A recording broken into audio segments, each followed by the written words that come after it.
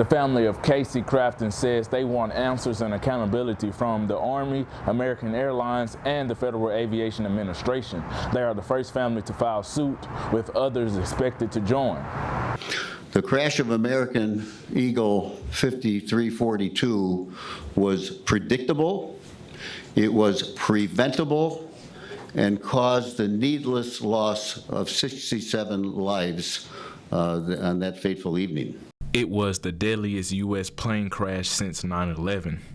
But the Crafton family says the airline and the government did not recognize the warning signs after a documented history of near crashes near Ronald Reagan Washington National Airport.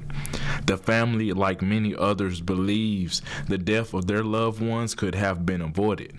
And it is known that American had the ability, because of their notice of near misses, a massive number of near misses, that they nevertheless allowed their customers to be exposed to the dangers associated with those near misses, even though they sought additional gates, they sought additional landings and takeoffs, and they did everything possible to maximize their ability to shuttle passengers in and out of that airport. The lawsuit says the government and American Airlines, quote, utterly failed in their responsibilities to the public. While the Army declined to discuss the lawsuit, American says it will fight any claim that its cause to contributed to the crash. Daley Crafton was Casey's brother.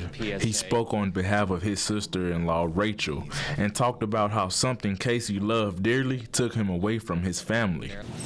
His entire career was in the aviation industry, first as an aviation mechanic and then as a technical service manager, and he was very dedicated to bettering himself and the systems he worked within. Yet because of systemic failures and reckless disregard for safety, his life, along with 66 others, was taken. Casey was betrayed by the system he trusted. Lawyer Brian Alexander, who represents 34 families of victims in the crash, says what's most devastating is that the air traffic controllers and the FAA are the lifeguards in the sky, and they fail to do their job. The primary duty of an air traffic controller is to separate traffic and to avoid mid-air collisions.